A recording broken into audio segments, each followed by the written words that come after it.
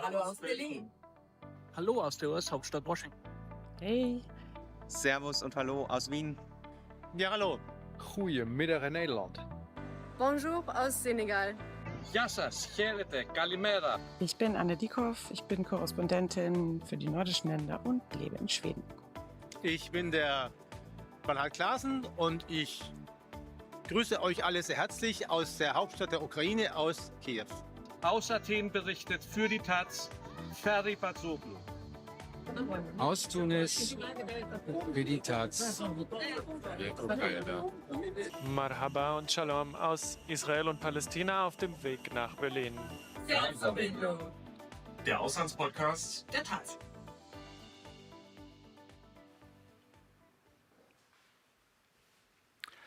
Yes, good evening. My name is Sven Hansen. I welcome you to our talk tonight about investor responsibility in microfinance crisis.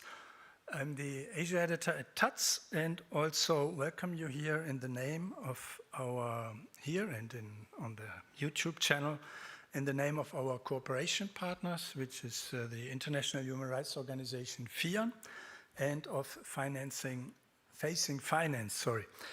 This is a Berlin-based NGO and analyzing and criticizing unresponsible financial practices. And as some might remember, Facing Finance was the recipient of the Taz Panther Award in 2023. As most of you probably know, microcredits were pioneered and popularized in the 1970s and 80s by the Bangladeshi economic professor Muhammad Yunus. He believed for reducing poverty, microcredits are better than charity.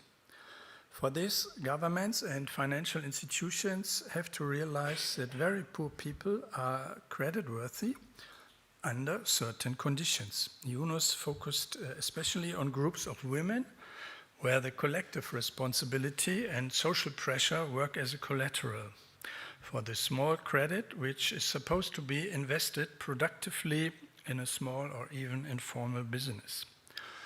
The outcome was that Yunus founded the Grameen Bank, or so-called Village Bank, in 1983, and his ideas became very popular in the official development aid of Western countries because these countries rejected ideas of redistribution and of social reforms.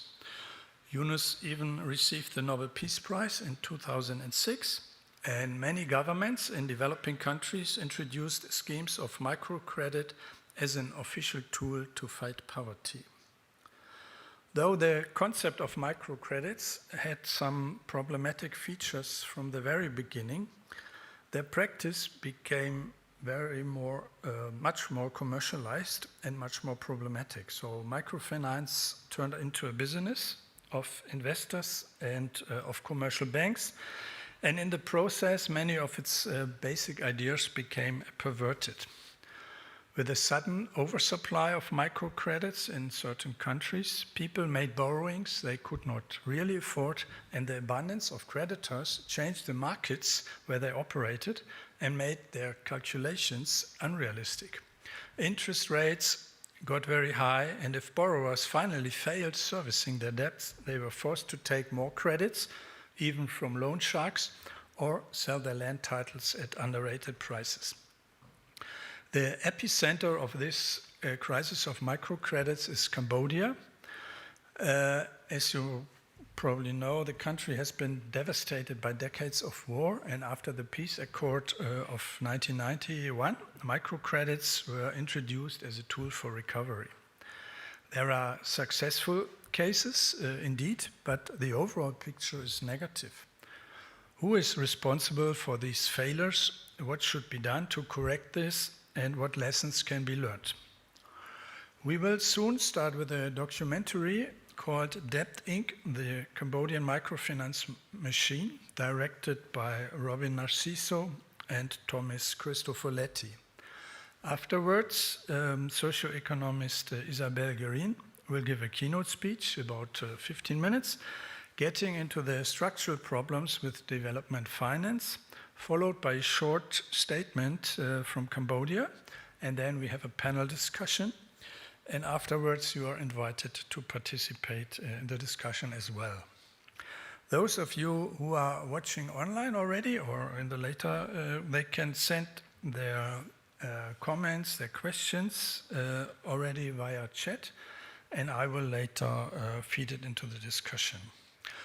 Overall, the event will take about until 8:30. Now we want to start with a film, but before we start, I have to make a disclosure because due to copyright issues, you can watch the film only now, but it will not be saved on YouTube. Yeah, so those who will watch this talk later on YouTube will not be able to see the film. Okay, so now we show the film, so it lasts about 30-35 minutes. Yes, now we will have Isabelle Guérin delivering her keynote.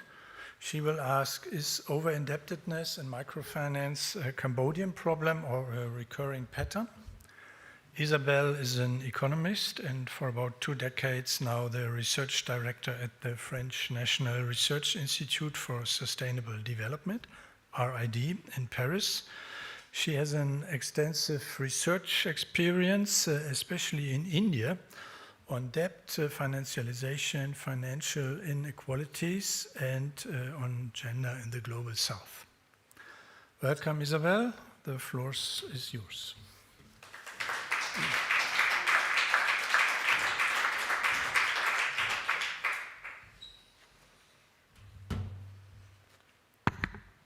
Good evening to all of you, and thank you very much for the invitation. Special thanks to Sophia Kramer, who played a key role in organizing this event.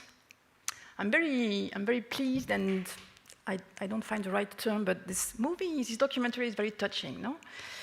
I'm very pleased to have the opportunity to share with you some of my thought, and because I think there is an urgent need, a pressing need to discuss what I see as one of the central contradictions of contemporary development finance. As researchers, we often think that journalists exaggerate, that journalists like to provoke some sort of sensationalism. In that case, it's not true. The two cases with the two persons we see in the documentary are no exception. Cambodia is no exception. So we have to do something. Let me summarize very briefly in case you get lost or in case you are struggling with my very strong French accent. Just let me give you in 1 minute what I want to say. On the one hand, nowadays we have billions of people around the world living with chronic debt and growing financial vulnerability, right?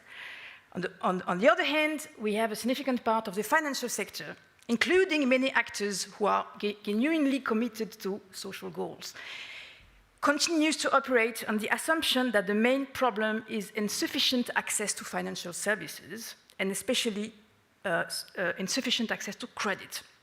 Microcredit emerged from this idea, and with this idea that we should provide small loans to people who are excluded from conventional banking systems, with the expectation that microcredit will help them will help them improve their livelihood and build more secure futures. And to be clear, people need financial services. People are not different from anyone else. We all need financial services. We need financial services to manage uncertainty, to cope with emergencies, to invest in opportunities, to support our families. But many borrowers, and especially among the poor, live with low and irregular incomes and face repeated shocks related to health, employment, climate, family obligations. Yet the global microfinance industry, from investors to funds and lending institutions, depends on regular repayments in order to ensure financial sustainability and generate returns. So in short, and if we have to remember just one thing, is stable returns depend on unsustainable lives. And this is the main contradiction of the entire system. No? And this raises a very simple question. Not do poor people repay, but what do they have to do in order to repay? Now, let me elaborate. So where before going further, let me briefly situate my perspective. What I will present today is not based on a single case study, nor on a single crisis. It draws on 25 years of research on debt, financial inclusion, over-indebtedness in different parts of the world, especially South India, but also in many other places, in Asia, but also in Africa and South and Central America. And what strikes me is that despite very different contexts, similar patterns repeatedly emerge with as a starting point, let me start with something very simple. We often talk about the world of financial inclusion, especially among the development sector. But perhaps the more accurate description is that we live in a world of debt, with a very simple observation, the fact that across the world, debt increasingly bridges the gap between what people earn and what they need to live. And for many households, I'm going to repeat myself, income are low, irregular, insecure. At the same time, the cost of everyday life continue to increase: food, healthcare, education, housing, family obligations, and increasingly debt repayment itself. In many households, repaying past debt has become one of the largest household expenses. Why it is so? Because of rising prices, because commons and subsistence resources have declined, because many essential services have been privatized, because aspirations have changed. So as a result, debt is increasingly filling the gap between livelihood and the conditions of a decent life. According to my own estimates, done with Arnaud Natal, another French colleague, at least 1/3 of the world's population now lives in chronic debt. 1/3. Debt is no longer an exception. It has become a normal condition of everyday life. So, if we live in a world of debt, then the question becomes, what role has microcredit played in this transformation? And well, we somehow, this explains the extraordinary success of microcredit, in terms of numbers, I mean.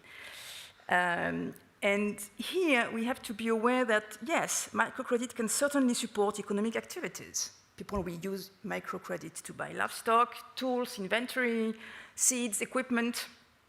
But the success of microcredit in terms of number is driven by something much broader. In many cases, microcredit just help households make ends meet. As the original promise was entrepreneurship, the actual demand is social reproduction. Reliable data is scarce because borrowers often report productive uses, even when loans are partly diverted for other purposes. But we have evidence, qualitative evidence, survey evidence, in different countries, in many countries, which consistently show that a large share of microcredit is used to finance everyday needs and social reproduction. And even when microloans are used for business activities, their effects on business creation have generally been modest. For a very simple reason, credit alone cannot create markets. It cannot create demand.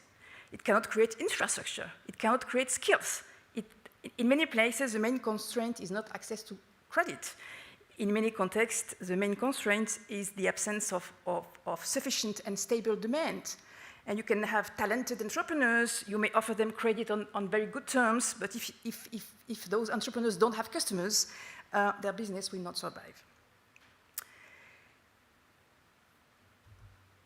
Well, this brings us to what I see as the main contradiction of microcredit, the point I was making at the very beginning.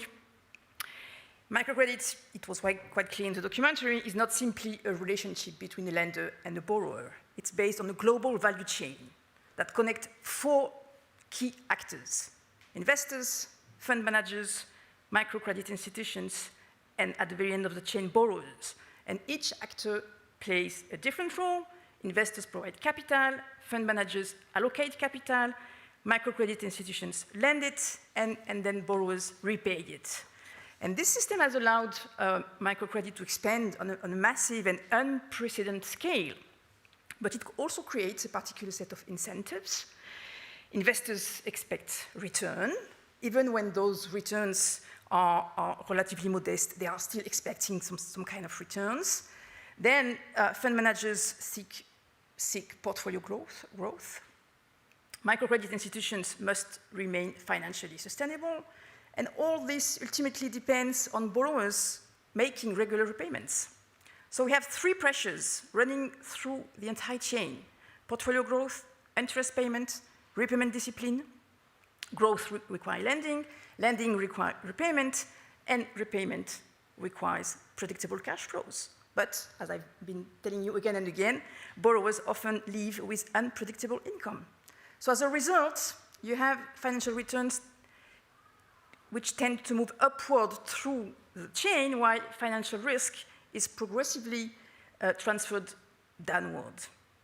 I'm not saying that investors are solely responsible. I'm just saying that incentives created upstream matter. Another point that we have to keep in mind to understand the problem is that microcredit is rarely the only source of debt. In many contexts, borrowers typically combine loans from microcredit institutions with a wide set of other sources, often informal, relatives, shopkeepers, employers, moneylenders, and so forth. So let me explain the diagram on the right side of the slide. It may look complicated, but that is precisely the point. The idea that most borrowers are not managing one loan, they are constantly moving money between multiple lenders in order to keep up with their repayments. So here you have the graph is showing all the debt sources connected to microcredit E at the center of the diagram. And microcredit E, which was taken by one particular microcredit client. And then each letter represents a different source of microcredit, moneylender, pawnbroker, or whatever. With this very common observation that a new loan is often used to repay an older one, a loan from a relative may be used to meet a microcredit installment, shop credit help bridge a temporary cash shortage. So the main point here is to understand that debt is managed as a portfolio rather than as a series of isolated loans. In this particular case, microcredit E is connected to 26 other sources of debt, 26. Why this is important? This is important because debate about microcredits often focus on interest rates, and indeed, microcredit interest rates are often high. They commonly range between 20 and 50% annually, sometimes more. This is especially striking when loans are used not for business investment, but for everyday consumption. As you may know, in many European countries, consumer credit is subject to usury ceilings that are often around 20% or less. So by comparison, microcredit rates can appear very excessive. Supporters of microcredit usually respond that these rates reflect very high operating costs. And they have a point because, yes, providing thousands of very small loans is expensive. Loan officers must travel, monitor clients, manage a large number of transactions. It is also worth noting that, unlike many other social services, microcredit generally receives little public support or not public support at all to reduce costs. Another common argument regarding interest rate is that microcredit would be cheaper than other sources, with a number of microcredit institutions telling you, yes, it's expensive, but it's cheaper than moneylenders, so at the end of the day, it's much better. First, this is not always true. Informal lending covers a wide variety of arrangements, which costs ranging from very low to extremely high. So it may be true, but it may not be true. And the comparison between microcredit and informal lending often misses the main point, because what matters for borrowers is not the cost of one particular loan, but the cost of their entire portfolio because of these juggling practices. If I have to borrow from 1, 2, 3, 4, 5 sources to pay back my microcredit, at the end of the day, the cost of the microcredit is very high, right? In the region of South India, where I've been working for many years, households spend on average around 30% of their earned income on interest payments alone. I'm not talking about principal, I'm talking about interest. I earn 100, I pay back 30 just as interest because of this portfolio system. And one reason for this is the distinctive feature of microcredit, frequent and highly rigid repayment schedules. If my income is irregular, I have to borrow elsewhere to pay back the installment, which has to be paid on time and on a particular day, right? So at the end, the issue is therefore not only whether microcredit is cheaper than informal credit, but the deeper question is whether repayment schedules and the entire cost is compatible with borrowers' lives. Now, we arrive at a key point. When we look at microcredit, what do we usually see? High repayment rates, portfolio growth, success stories, best practices, consumer protection guidelines. These, in a number of cases, these indicators are real, but they are incomplete because what often emerges later is something very different, what we saw in the documentary: multiple borrowing, asset sales, migration, food insecurity, sexual exploitation, mental distress, and sometimes suicide. And this burden is highly gendered. Women are often the official borrowers. And even when loans are taken out by men, women are usually the ones who are managing household budget, juggling resources, negotiating with lenders, making sure that repayments are made. So there is also a very strong gender aspect in this story. Cambodia is a warning. This is why, Cambodia the Cambodia story matters not because it is unique, but because it makes visible dynamics that often remain hidden elsewhere. And what is very striking is that this Cambodia story did not emerge overnight.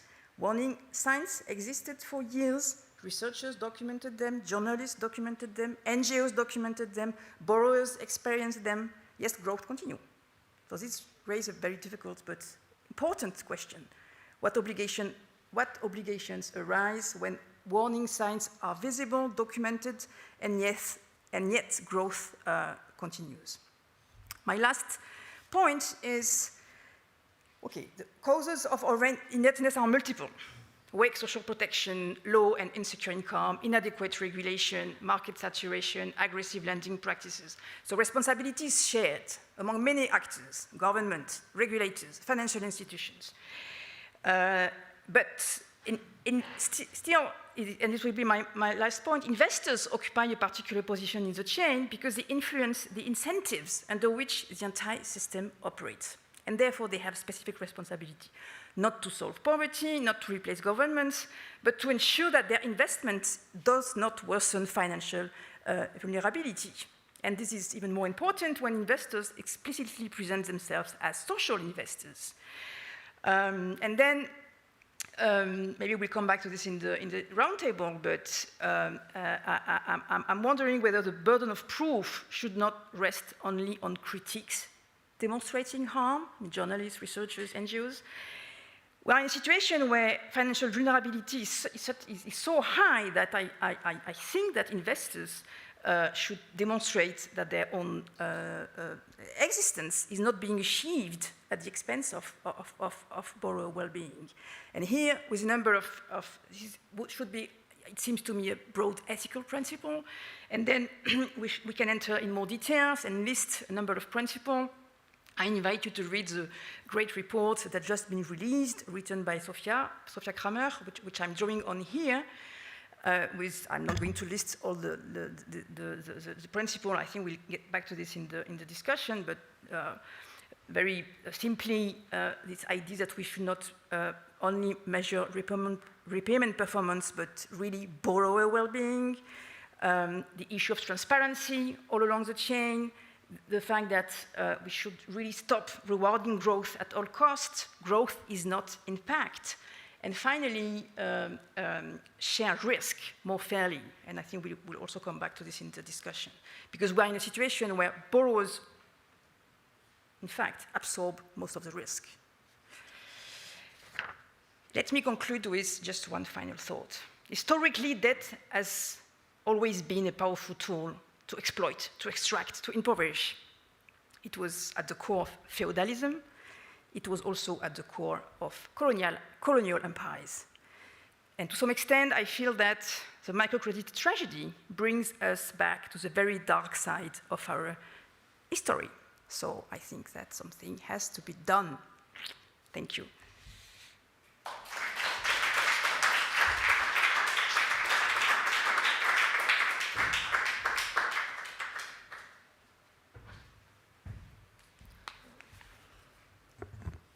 Before we start with our panel discussion, we have a short statement from Cambodia. Video statement. It is from LICADO. LICADO is the leading human rights organization in Cambodia. It stands for Cambodian League for the Promotion and Defense of Human Rights. And LICADO was one of the local NGOs there who brought to the attention internationally the microfinance crisis. So I hope we can now see it. Yep. Hi, my name is Opanyamai. I work for LICADO as a Deputy Director for Advocacy Program. Cambodia has been suffering in a microfinance crisis for more than 6 years now. Hundreds of thousands of borrowers across the country are struggling to pay back their loans. The economic situation is getting harder and harder on normal people, making it even more difficult for borrowers to pay back the debts. This means more pressure on borrowers and more harm from the loans. Cambodian borrowers need debt relief. Their loans are too big, often many times higher than their annual income, and many people just feel that there is no way to get out of the debts. This leads to the coerced land sale, illegal immigrations, child labor, and in some cases, suicide. LICADO has been helping those people during the crisis in several ways. We take on individual cases and have people submit the request or complaint to their microfinance institutions, to the governments, and through the international complaint mechanisms. We have filed a complaint to the World Bank IFC, which has been going on for 4 years now, a complaint at the Dutch National Contact Point, a complaint to the UNDP Cambodia Ombudsman in New York, and a submission to the UN Business and Human Rights Working Group. The truth is that none of the complaint has been working fast enough. The problem in the sector continue getting worse, and investors, including private and state investors from Germany who have made a lot of profit from the sector, need to do more to remedy the harm. We have directly asked actors like KfW, DEG, and others to participate in debt relief measures. However, they consistently refuse. It's really disappointing that those German investors who claim to respect human rights can do so recklessly and deny their responsibility from the harms. We continue and we still call on those investors to take a concrete and immediate steps to lower the burden of Cambodian microfinance borrowers. Thank you.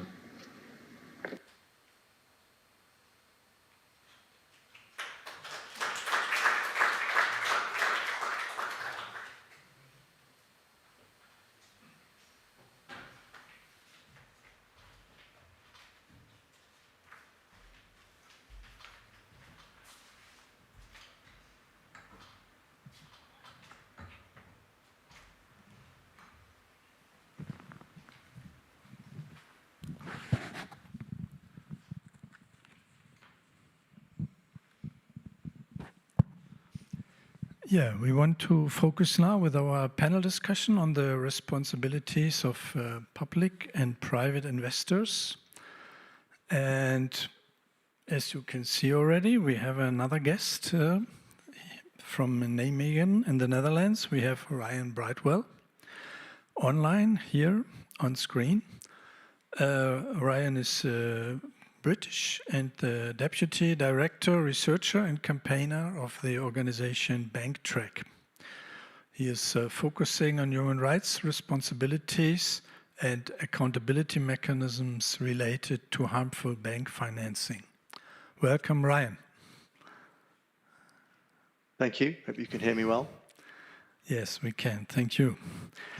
Then, as well on stage here, we have Philipp Frisch. He is the director at Human Rights Watch Germany, and he will present a study done last year by Human Rights Watch documenting abuses linked to predatory lending and abusive debt collection in Cambodia's microfinance sector. Before, he worked for many years for Doctors Without Borders. And then, of course, we have Isabelle, who I have introduced already before. We will have about 3 rounds here on the podium, and afterwards you are invited to come in, and I will just repeat. Those watching online can send already their questions. Also, if you had questions to what we saw and discussed before, that you can send questions via the chat function. I will get it on the screen here. So the first round, we will more or less focus on what went wrong. And first, I want to give Philipp the chance to present the findings of the study done by Human Rights Watch last year on the relationship between over-indebtedness and human rights violations. Philipp, what are the findings of the study? Yes, thank you very much. It's a pleasure to be here and to be on this panel to talk about this important but also arguably underreported issue. So the study that we as an organization conducted was basically focusing on the relationship between the over-indebtedness that we already saw and the human rights harm that is created from this. And without wanting to repeat a lot of the really good things already said by you in the keynote, but also in the movie, I think one of the key aspects is it is really striking how expensive poverty is in that sense, if you think about it, right? So the cost that you have to basically accept in creating this kind of capital, and then oftentimes, and this is I think one of the key things is what you also mentioned in your keynote, is for what this money is then actually used. If you are in a situation in which basic necessities of your daily life, access to food, access to healthcare, access to education, is not as it should be covered by, for example, the state taking over responsibility for you, this is something that then is sometimes covered by these kind of microcredits. And obviously, and I think that is also already contrary to the even most optimistic perspective on microfinance, if you cover consumptive expenditures with it, this is exactly not how it can work. Additionally, and this is also something we already saw, you basically have these kind of like cycles of poverty.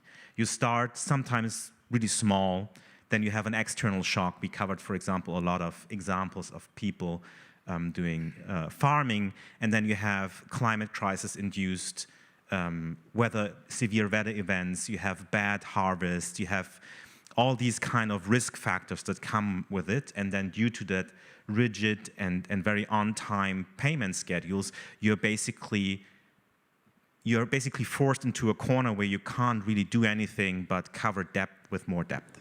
And this is exactly that cycle that then continues and continues and continues and leads to ever more harmful coping strategies. We have covered people that have basically foregone meals, foregone education for their children, all these kind of harmful practices that then will further put distress on families and people affected, and then obviously also lead to a lack of fulfillment of human rights. And this is not even covering some of the predatory practices that we will also basically come back to later.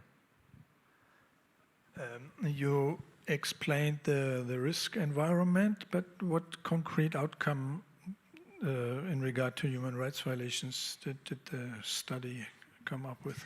I mean, this study, and you can also see it online, it's called Debt Traps, Predatory Microfinancing Loans and Exploitation of Cambodia's indigenous population. And I think that this is also one important focus area that that study also additionally had in mind, is basically to also see the particular vulnerability of indigenous populations, specifically in northern Cambodia, where you have seen where we have also documented cases, for example, where you have like immense information asymmetry. Like people cannot sometimes, in some cases, they don't read Khmer, they don't even understand the contracts that they're signing. And still, because there was this inflow of capital and this huge pressure to actually find customers, that also translated then into MFIs basically really doing exactly that and almost forcing these kind of credits down people's throats. And this is also a reflection of already pre-existing vulnerabilities. So again, you have those kind of human rights violations, you have coerced land sales, you have loss of livelihood, you have sometimes really like food insecurity that is then triggered by the cycles and cycles of debt. Yeah. There are different levels of responsibility. So on the one hand, you have, let's say, the Cambodian government, and you have the institutions here, I mean the investors, and some of them even portray themselves as very ethical. Then you have the local microfinance institutions there and the local regulatory framework. So what responsibilities you see for the investors who are, let's say, some of them are from Germany, as mentioned also in the statement from Licado, and what responsibilities do they have? And also in regard to the human rights violation, because I imagine they say, oh, that's not our business, we just gave the money. Yeah. So there are several levels of responsibility, and I think that, and it's also, I mean, it's difficult to basically talk about all the actors in the same way. There's obviously differences between the behavior of some of them, but by and large, a lot of that responsibility has been not upheld by specifically the investors. And I think, and we already saw that also in the movie, even before the harm occurred, there were warning signs. It's not a complete surprise. If there would have been a opportunity for investors to know, if they would have chosen to actually listen to all those warning signs. So this is one part of the story. The other thing is, and that also goes back to also what colleagues from Licado basically said, is you have a system in which having proper due diligence processes, proper regress processes, proper avenues for you as an affected borrower to seek justice is already limited by the context you're in. So how can you actually make your claims properly heard if you're already basically on the receiving end on a lot of that power imbalance that was there, which also in turn increases the responsibility for investors, specifically for those who are either on the ethical investor side, who are practically marketing with that development aspect in mind, or for investors that are investing public money, because that's taxpayer money. That should follow a different logic. And then I think one very, very important point, and this is specifically important for German actors who have been very active in Cambodia, but now have since withdrawn, is that this responsibility stays with you. And I think that was also extremely clear in the film that we just saw, how important it is to make sure that the responsibility doesn't just cease because you sold your shares or you basically withdrew from a market. You, as an investor that has caused harm, have a responsibility for remedy and to stay engaged in that. And we haven't seen a lot of progress on specifically that front. Yeah, many thanks. Ryan, there have been complaints that some of the investors violated the OECD guidelines, and what you think about it. Maybe you first explain more broadly, what are the OECD guidelines? What do they tell us, and how you see it where they might have been violated? Yeah, thank you. And yeah, thank you to the organizers for the invitation to speak at this event and to join remotely. Sorry, I can't be there in person. So yeah, we heard in the documentary about how FIAN and Equitable Cambodia and Licado filed a complaint against the OECD guidelines against Oiko Credit in 2022. We just heard from Licado. We know a bit at BankTrack about the process of filing these OECD complaints, having filed a couple of complaints ourselves against commercial banks, and also as a member of OECD Watch. We heard from Marion at OECD Watch in the documentary.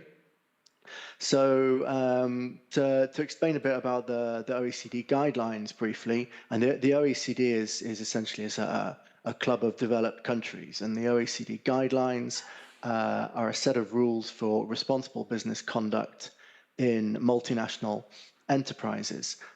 So large companies operating across borders should follow these guidelines where they're based in OECD countries or countries that adhere to these guidelines. So in terms of responsibilities that investors like Oiko Credit have, the OECD guidelines is one place that sets them out quite extensively.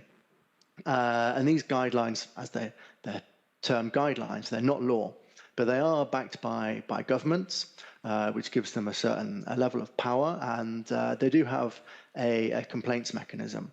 And we heard about this NCP complaint. The NCP is a national contact point. Every country that follows the OECD guidelines needs to have a national contact point where complaints can be filed. So these three organizations filed this complaint against Oiko Credit, and so we heard in the documentary they alleged that Oiko Credit failed to conduct adequate human rights due diligence on its finance to the Cambodian microfinance sector.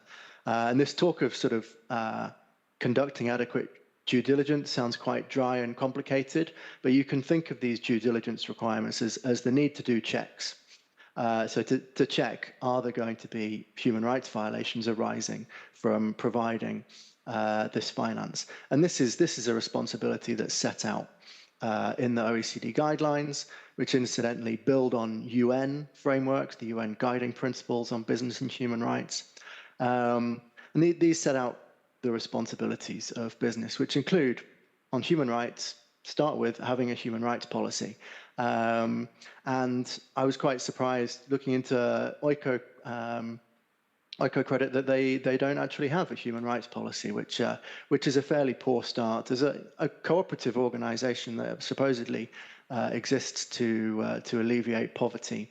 That's a poor sign. And we don't have particular insight into Oiko Credit's due diligence policy, but the complaint also highlighted that between 2017 and the complaint being filed in 2022, Oiko Credit actually increased its exposure to the Cambodian microfinance market, although it should have been aware of the problems by that stage. The complaint was accepted, which meant that the national contact point in the Netherlands, where Oiko Credit is based, sort of saw that there was merit in the case and that it warranted further exploration. So they didn't decide that the complaint was necessarily justified. They haven't produced a final assessment yet. The case is still outstanding 4 years later. But they did bring Oiko Credit and the complainants to a mediation process. At first, we understand there was common ground, but eventually the mediation ended without agreement, and Oiko Credit agreed to pilot this mediation facility for 6 months. But they didn't put money aside for remedy, for contributing for compensating the victims of over-indebtedness, for allowing debt relief. There's a process, but there's no money attached to it. So that's where the process is up to.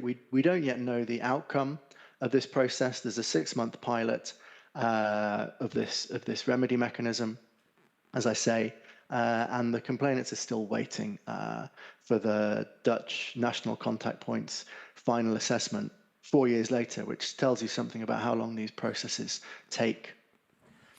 Do I understand correctly that it's mainly an exercise in public relations? For Oiko credit, I mean, I think for the complainants, we heard from I mean for Oiko credit. I mean, they cannot be sanctioned. It's maybe some goodwill they can pay, but you cannot force them to pay something. So it's more a battle about their reputation. I think participating in a mediation process like this, sort of, there's a public relations element to that. But we have not been involved in the mediation process, and I can't speak to how genuinely they entered into that mediation. But I think the question is, are they going to contribute towards fixing the problems that have been really well evidenced in this case?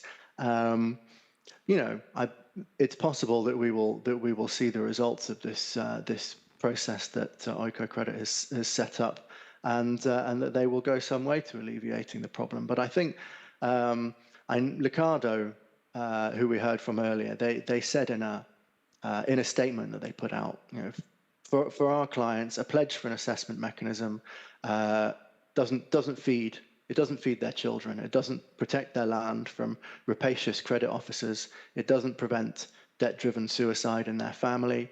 Only timely and financially significant contributions to remedy provide that relief. I thought that was a really powerful statement that summarized things well. Okay, many thanks. Philipp, we talked earlier about this new introduced complaint mechanism by Oiko Credit, where we realized we don't know much about it. This complaint mechanism is for indebted borrowers. Though we don't know the details, what you think, what does this complaint mechanism stand for? I mean, it's something new. What does it tell us? And then, on the other hand, what you think should be included, or how should it work that it would, in the end, make a difference? So what would be your criteria for a successful complaint mechanism? Okay, easy question. Maybe two thoughts at the beginning. I mean, you said it yourself, we don't know a lot of details. So it can basically go either way. It can be the PR stunt, it can be something more meaningful, and can be the beginning of something more meaningful. I think to a certain extent, we also have to be careful not to disincentivize even tiny steps in the right direction, because there's still a lot of investors who don't do anything. So if we now, with full force come down on these first and very, small steps, this might actually be counterproductive in that sense, right? So at the same time, I think we have to, and as also Ryan already pointed out, we have to be very, very observant on what is the actual substance of it, and what does it mean, and how can it translate into concrete and positive outcomes. And very obviously, I mean, it would be important that this mechanism is strong, it's independent, it's accessible, that people actually know about it, like people have an actual avenue to access these kinds of mechanisms, and then also have attached to it options to remedy, and to not only listen to complaints, but actually do something about it. And this would be, I mean, in the very nutshell, practically elements that a meaningful mechanism should entail. And as you said yourself, we don't have a lot of detailed understanding what this pilot now really is, and what will be the next steps. Okay, Isabelle, How should investors contribute to resolve the current indebtedness? Very easy. It works? Yeah. Yeah, it's a great and not very easy question, but I like the question, what do investors owe? I think behind all this very tragic story of over-indebtedness, who owes what to whom and who decides? I think this is a very fundamental question. I'm not going to give you any concrete, we should do this, we should do that. I'm sorry, I'm going to remain very abstract. And I would say just one thing. I think investors owe more than apologize and better procedures. I think they owe a willingness to share losses. I think one of the tragedy of the entire story is the fact that they share in the profits, but they don't share anything in the risk. And I mean, when you lend money, by definition, lending money implies taking risk. And this brings us to a broader question: who is entitled to debt relief? And if you look at history, then debt cancellation has always been part of that history. The question is, who is considered entitled to debt relief? And again, from history, we know that those who are entitled to debt relief are not necessarily the poorest, but on the contrary, the dominant, those who create the rule, those who are able to negotiate, those, yeah, and this is true. It has always been true in history, and I think we are in a present situation where it is extremely true. I mean, remember the global financial crisis in 2008. More recently, as I was saying, I don't know much about Cambodia, but I've spent many years in India, and at the time of the pandemic, billions of dollars have been written off for big corporates. At the same time, you have billions of poor women not entitled to a single paisa paisa is the smallest unit of currency in India. The only thing they were allowed to was a moratorium. And even though they had to pay penalties because they were delayed in their repayments. So, and India is not, I mean, maybe it's excessive, but it's the deep asymmetry between those who can negotiate their loans and those who cannot is part of history, but it's now we have to face it. And well, when I'm in India, I'm in touch regularly with microcredit institutions, and at the time of the pandemic, we've been organizing with my Indian colleagues a number of workshops with those people, telling them, look at we were telling them many stories like the two we heard at the time of the documentary. Most of them know this. They are not stupid, they know, they go to the field. But the very idea of canceling debt for the poor is unthinkable. The poor have to pay. The poor have to pay. And the poor women even more. And well, so I was telling you, I'm going to stay very. What I'm saying is very abstract. So I don't have any solution, but I think there is a real need to rehabilitate the idea of debt relief for the poor, not of course as a permanent solution, not without condition, but as a legitimate tool in specific circumstances. Do you see it as a structural failure that the whole process of microfinance, the debt relief or debt cancellation is not, how to say, is not being thought of? No.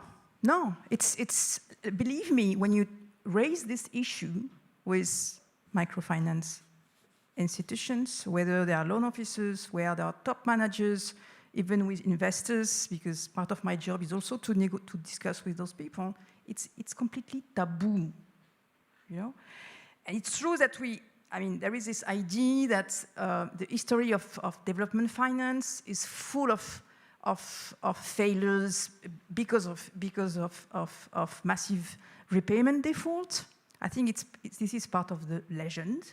It has been true here and there, but if you look at at the normal financial industry, it is also full of massive cancellation. Again, remember the 2008 financial crisis, right? So you have this legend telling you that, yeah, the poor, they don't pay well, so we have to build discipline. And this was the mantra of the microcredit industry. And they have been very successful in building this ethical discipline, but to such a point that these poor people are the only ones who are taking the risk. Yeah. Philipp, there have been NGOs also like Licado who warned very early about the crisis, who saw what happens on the ground, but they were not listened to, neither by the Cambodian government nor by the donors. How you explain this, or what structurally failures are there, and what does it mean for human rights when there are not mechanisms that these people are not being heard? I mean, yeah, before I go to that, I mean, one interesting aspect that Isabelle just also touched upon is that concept of, we know that phrasing of too big to fail. And then in this case, is it like people too small to be saved, or what is why is that concept all of a sudden turned upside down? And I think this in of itself already speaks to deep injustice that basically is at the core of some of those systems. I mean, why was it not prevented if the warning signs were there? I think one important part of it is, practically humans are primates that tell stories. And that story was a particularly appealing one, right? Not only can I alleviate poverty, it doesn't even cost me money, I can make modest return in doing so. This is an amazing story. It's very compelling. It's something that I think also a lot of people elected to believe. This is something that it would be so amazing if that were true, if that really worked. And so I think that this story in and of itself already was a success narrative that kind of was appealing enough for a lot of people to maybe not ask all the follow-up questions that they would usually maybe have asked or should have asked, or all the fail-safe mechanisms that should maybe be underpinned in such a system. And to be fair, I think also it started from that point, right? It kind of escalated over time, like a frog in an ever more heat up water. Basically, the whole system escalated towards this, and basically changed the logic more and more towards that kind of more business-driven economic logic. And I think another factor of why was it not prevented, maybe specifically for Cambodia, and just to, one of the figures in that report as well, it always blows my mind if I read it. It basically says that there's 18 billion in microfinance loans in Cambodia, and the average loan size is $4,800 US, which doesn't sound much at first glance, but if you actually compare that with what it would mean in a high-income country like Germany, you end up by an average loan size of 220,000 euros. I mean, imagine, this is the average loan size. And this also speaks to the scale of the problem. We are not talking about outliers. We are talking about a systemic issue. And part of that, obviously, is also an environment of a weak regulatory and political checks and balances, right? So obviously this was almost a free-for-all, right? So there was a lot of things possible that maybe would have not been possible in a context with a much higher scrutiny and a much more robust regulatory environment. And then I think one other aspect, and it also is very clear in that study, is you already have pre-existing vulnerabilities, and specifically for indigenous population in Cambodia. These are populations who do not necessarily have access to political power and influence, who are not well represented, who are already vulnerable from the get-go, and who are therefore also specifically and particularly vulnerable and sometimes even defenseless against this kind of predatory practices where this outside capital is rushing in like a ton of bricks and just descending on communities. And then if that is then linked to basically land titles as a collateral, then you're already again looking into that kind of spiral of over-indebtedness. Yes, thank you. Ryan, as I understand it from outside, maybe there was a basic good or ethically good idea on the scheme of microfinance. Then it developed into a business and it, let's say, it became greedy. So, I mean, it became a money-making machine. And of course, then when you have land as collateral and the land had to be undervalued, so maybe there was even an incentive for the microfinance institutions to get as much land as collateral and finally to get the land title. So it was another way to making money. Also, those working on the grounds for the microfinance institutions, they had certain targets. So also for them, there was an incentive to give away the money relatively easy. So the question is, does this sector need more oversight and regulation in general? I mean, when it comes to microfinance, and in which manner you see, or where do you see failures in oversight and regulation? Thanks. Yeah, I was the point about.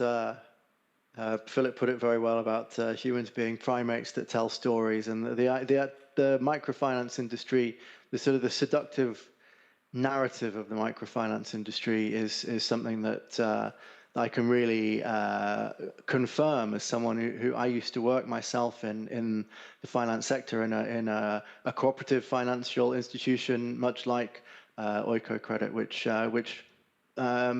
which put capital into the microfinance sector and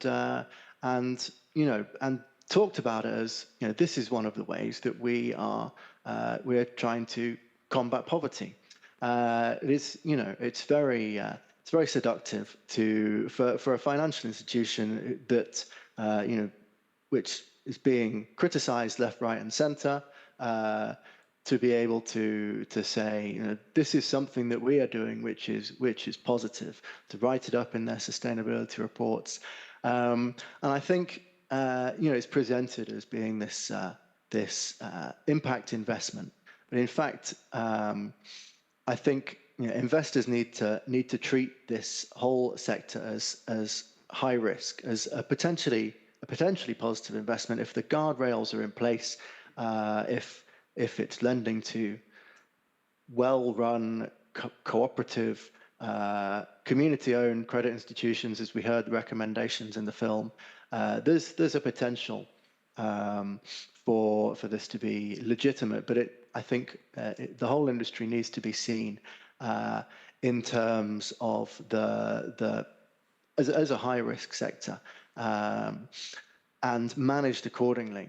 And I think it's not just the microfinance sector or the impact investment sector, but the whole financial sector needs much more oversight when it comes to its impacts on people. The issue is wider than microfinance, and the frustrating thing is that we know what good regulation could look like because it's been drafted. The European Union has been through this lengthy process of developing something called the Corporate Sustainability Due Diligence Directive, or the CSDDD. And early drafts of this legislation looked pretty promising. It included the financial sector, crucially. It included the impacts of bank finance and investor finance on human rights. It set out that these due diligence rules that are set out in the OECD guidelines, that they would be mandatory, that banks and investors would have to follow these steps. And it set up a judicial channel so that people could challenge businesses in court if they did not meet their human rights regulations. So then this strong draft legislation got extensive pushback, particularly from the finance sector, including financial institutions from overseas, from the United States, who have subsidiaries in Europe, who push back against this very strongly. and the legislation was weakened and weakened again. And we're at a point where the CSDDD is the corporate sustainability law is now in place, but it's been weakened to the extent where it does not apply to financial relationships, which is out of line with the OECD guidelines that we've heard about, out of line with the requirement to ensure this due diligence does include direct business relationships, the impacts of providing finance. So strong legislation to protect people from the impacts of the finance sector is possible. We know what it looks like, and I think it's up to us as citizens to demand it. Okay, we are already in the final round. Philipp, what has to change from a human rights perspective in the microfinance sector? What changes are needed in your perspective? I would argue a couple. I mean, we touched on many of the solutions already, and also Ryan now pointed out that the tools are practically there, right? It's more about actually applying them properly and in a way that is equitable. I think everything starts with like the realization that we have a problem. We obviously are of that opinion here and maybe also in the room, but this is not necessarily true for everybody involved. So to just acknowledge the scale to which this can go wrong from a human rights perspective is already, I think, an important first step, and that this risk is structural and not like an exceptional outlier in individual cases. And I think the other thing, and this is also the cautionary tale of Cambodia, is to really listening to the early warning signs and have systems in place that actually translate these early warning signs into actual concrete policy changes if that needs be, or to also stop because a market is saturated, to prevent the perverse incentives of basically pushing these kind of contracts on people with a lot of force and predatory practices. So that means you're also in favor of debt relief? So, I think that this is... as a last resort? Absolutely. And I think, the way we are approaching that as a human rights organization is not so much from, is that a good tool or not, but how actually is that translating into the opportunity for people to enjoy their human rights, right? So how and if that is part of the package, absolutely. And I think it speaks also to the point that I tried to make earlier, to say that even if actors have exited the market, that doesn't mean that their responsibility is ceasing. And specifically for that, for debt relief, and to also to see how some of the profits that have been made out of market, also some of those resales have been profitable. Where is that money coming from, and who does the money belong to? And I think a lot of those questions absolutely need to be addressed. Okay, Isabelle, what do you think? What should investors do to prevent further crisis in other countries? I will say a few things. The first one, both of you were talking about this narrative. I think it's a very important thing, because we live in a world of debt, but we also live in a world of despair. And many people and many of us need some hope. And I think this microcredit story was really giving hope to many people. A number of people who work in the microfinance industry have left the mainstream capitalist system, thinking that this would, give some meaning to their engagement. They left a beautiful career and as a banker or as a hedge funds manager, or it's very difficult for them to accept that what they are doing is not that good. It's not anecdotal. I think it's really part of the problem. Then one point regarding consumer protection. I think a lot of progress has been made regarding consumer protection.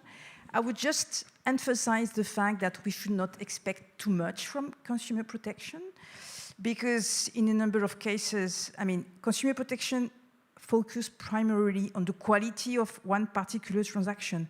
What we have been talking about again and again is that over-indebtedness is a systemic issue. So you can have consumer protection asks whether a particular loan transaction is fair, but it does not ask whether the entire market is sustainable. So, you can have very good consumer protection practices, and at the same time, an entire market which is going completely wrong. And maybe two other points, transparency.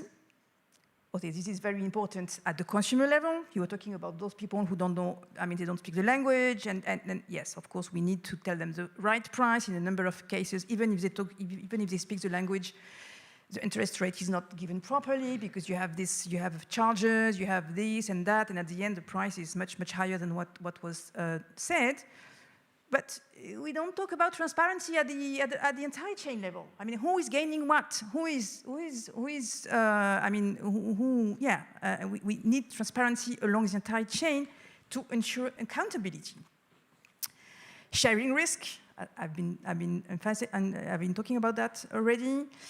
And maybe my last point. I'm talking about very abstract things. I will just mention the fact that with my colleagues we are also able to elaborate very practical tools. So some years ago, we designed this early warning index dashboard that unfortunately nobody has been using, while I think if investors were using it, I think we wouldn't be in that situation. And maybe my last point is, I was mentioning this already in the talk, but I'd like to end with that, the burden of proof. At present, when concerns about over-indebtedness emerge, it comes from researchers, journalists, activists, and or borrowers themselves. I think we are in a situation where financial vulnerability is all over the place, not only in Cambodia, not only in India, it's everywhere.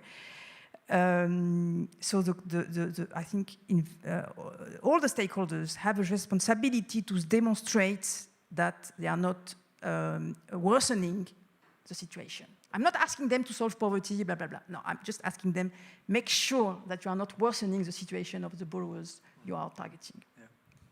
Okay, Ryan, the final question to you, and then I open up the floor. Isabelle just spoke about responsibility, responsible behavior. There's a lot of, or has been a lot of unresponsible lending.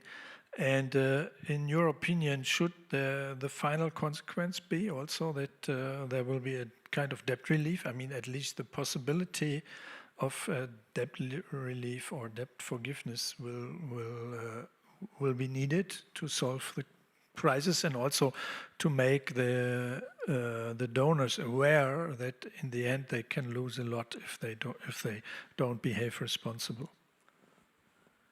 I think debt relief certainly needs to be part of the picture, where debt's been provided on an illegitimate basis, or shouldn't have been provided on commercial grounds, where it's being provided to people who don't have the opportunity to use it to invest in income generating activities.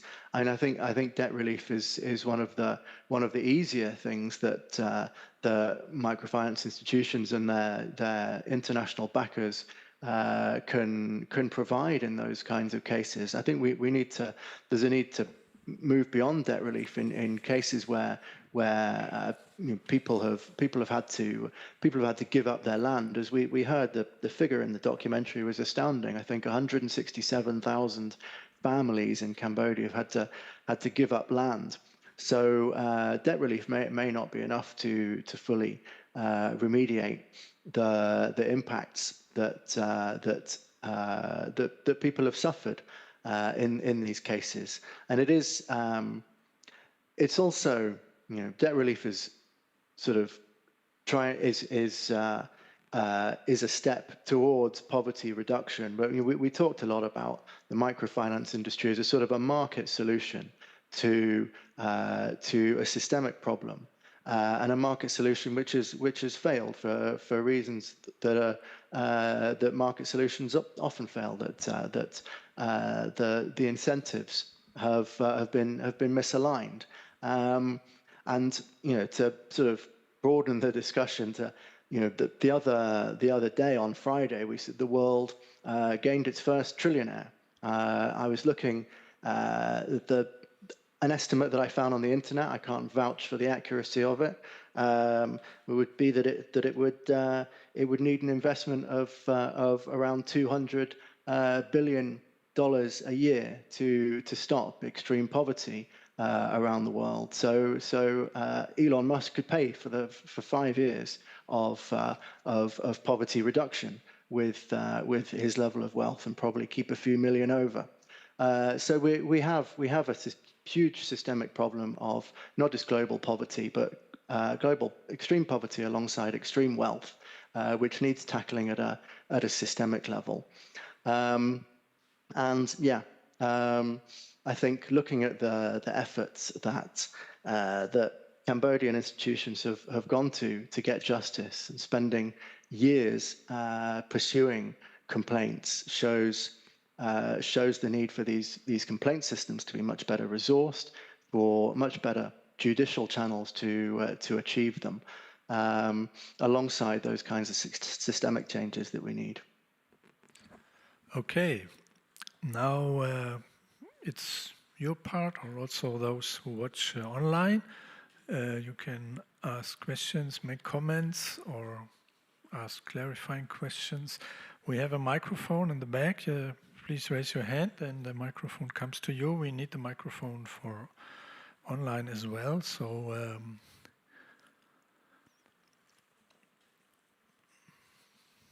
seems you are quite happy. There's a question. Just wait a second, you get the microphone. Hello, I'm Peter Thomason. So the idea of debt relief and cancellations was floated a few times. It was said that the finance institutions could probably do that with a bunch of support from their backing organizations, for example. At the same time, a number was shown that about 1/3 of people are chronically indebted, which, by the way, would also interesting to see as a timeline how that developed. But anyway, so if 1/3 of people are chronically indebted, then my impression is, I mean, I'm not like from the field, but my impression is that most people who take microcredits actually have a permanent issue and would need some sort of debt relief. And there is probably additional compensation cost for land losses and stuff like that that would exceed, in combination with the debt relief, the actual investment that was made by investors. So where is that money coming from when that should be practically done?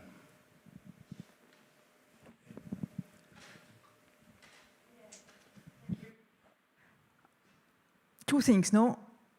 One, I think maybe I was not clear enough, but we live in a world of debt. So whether we like it or not, whether it's so so debt and debt relief. Maybe we've been talking about that again and again. My point was that for the moment it's not part of the language. It's not even part of the language. It's unthinkable to offer debt relief for these people because the poor have to pay. You may think it's very simplistic, but that's the truth. At the same time, people need debt, so you can offer them debt relief. The day after, they will borrow again. So debt relief is when it's too late. I mean, it should be a last option, because and it was my answer to the first question. Once the crisis is there, what do investors owe? Okay, the crisis is there, people are over-indebted everywhere. So at least we should give them an opportunity to breathe again by cancelling debt. But this won't solve the entire problem, because the day after they will again fall into debt. The basic problem is, sorry to have this very basic thing, it's capitalism. Capitalism with, on the one hand, income which are too low. At the same time, capitalism needs consumption. So we ask again and again people to consume, to buy this, to buy that. So that is the thing which is bridging the gap between the two. So, and here, I mean, that's why we cannot ask investors to solve the the basic problem of capitalism. And so to solve this issue of chronic debt, I mean, we need something much broader. We need social protection. We need maybe something else than capitalism.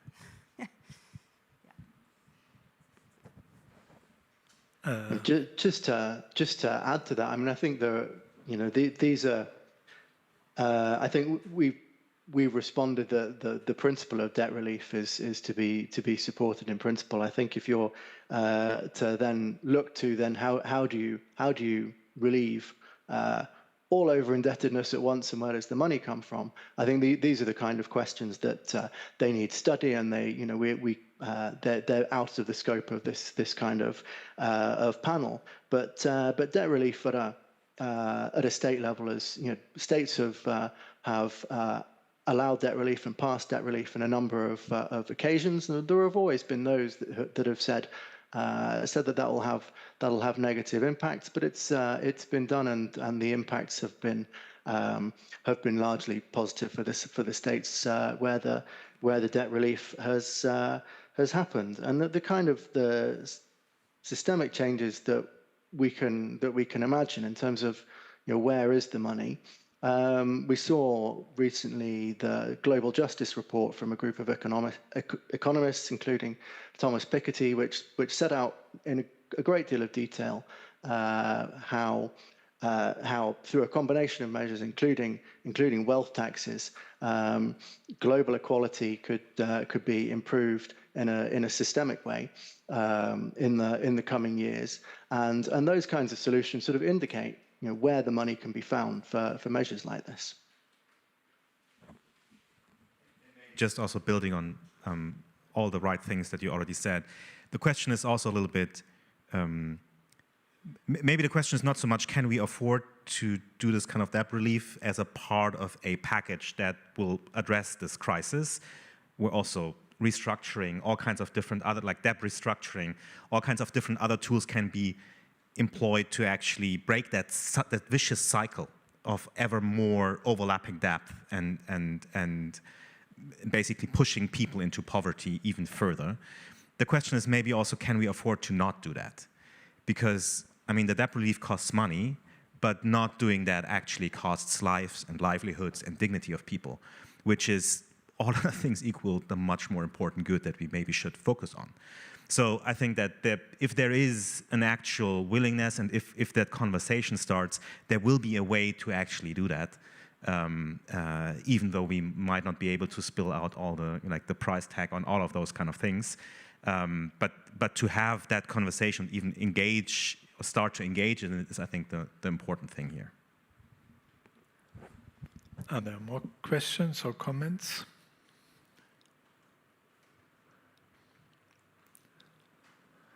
Okay, okay, go ahead. Wait for the microphone, please. Here in front row, just a second. Here.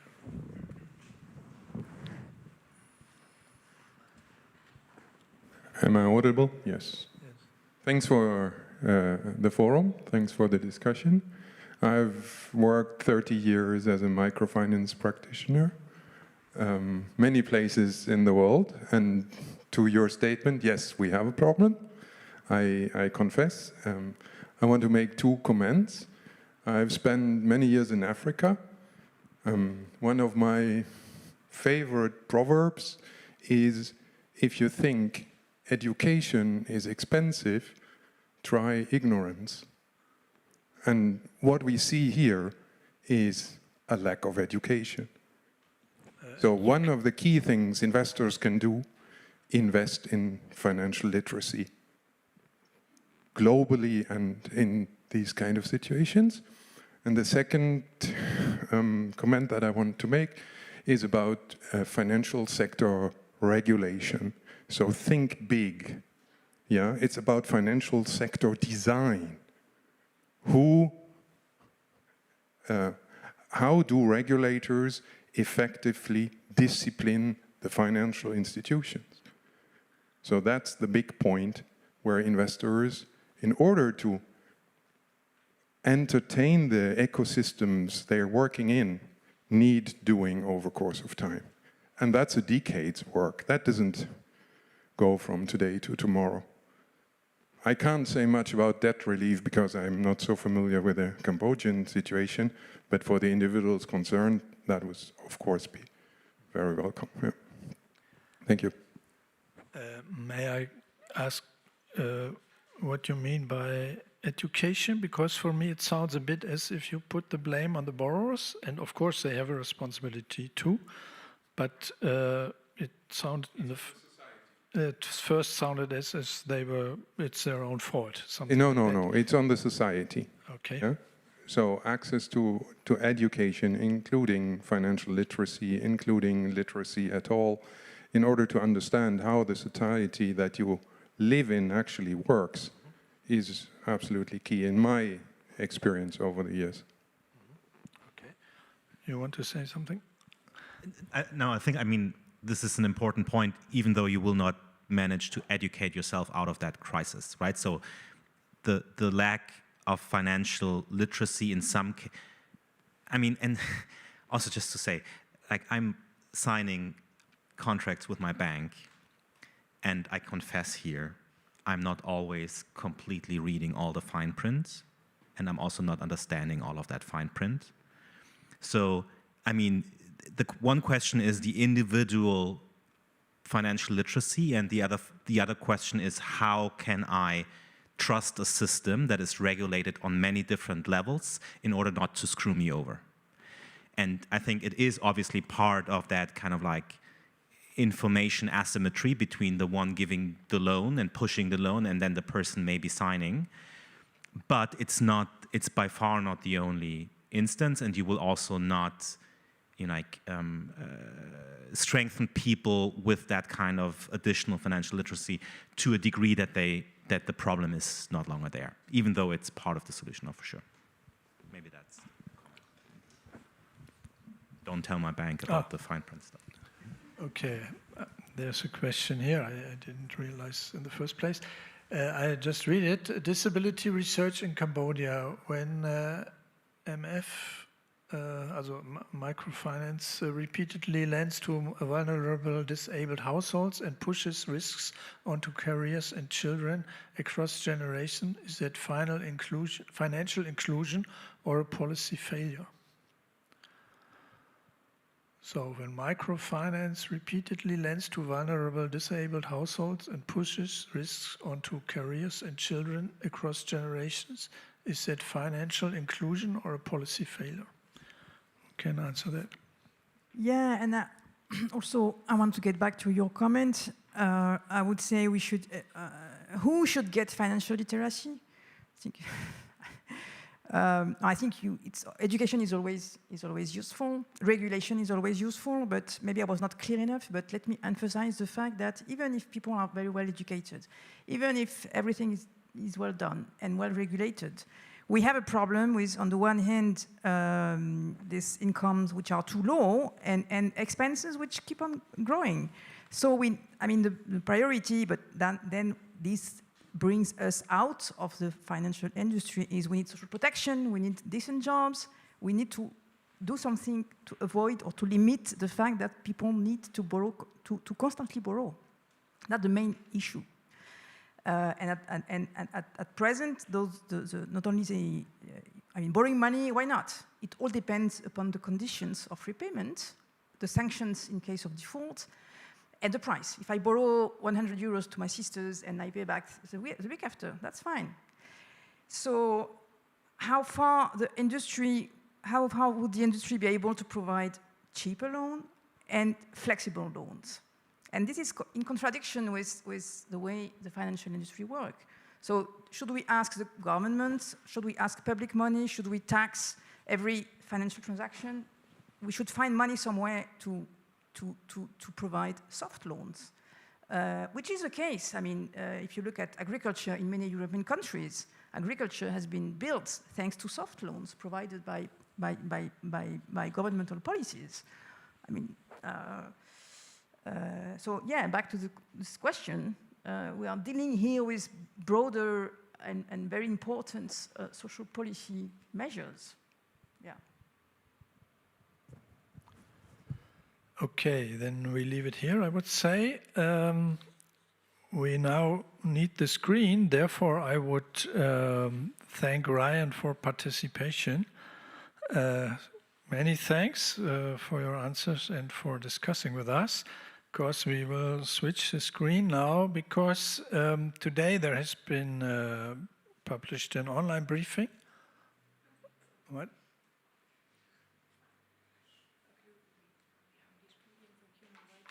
Okay, so there will be two slides you see. One would be the, for those of you who are interested, the report by Human Rights Watch about debt traps, the report Philipp was citing from. You can use the QR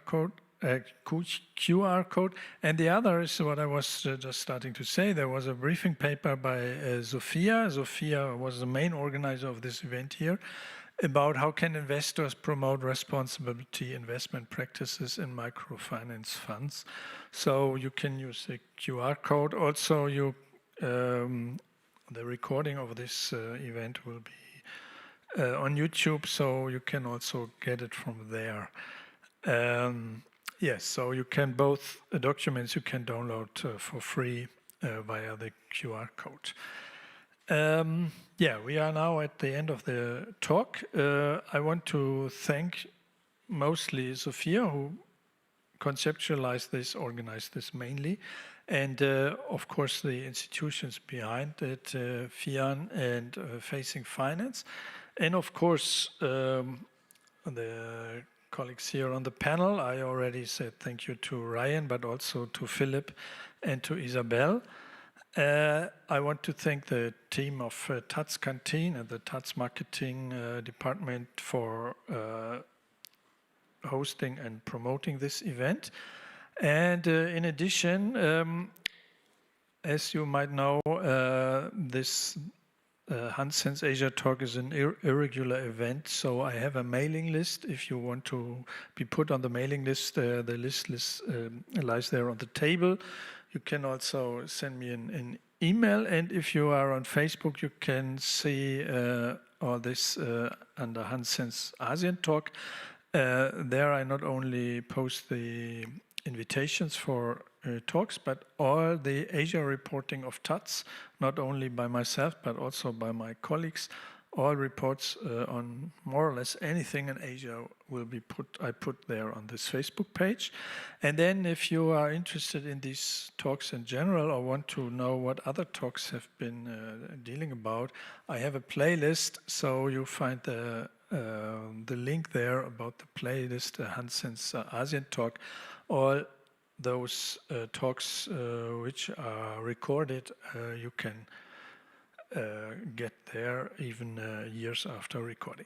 So thanks you for coming. I hope it was interesting for you, and I hope to see you again one day. And yeah, thanks again. Goodbye.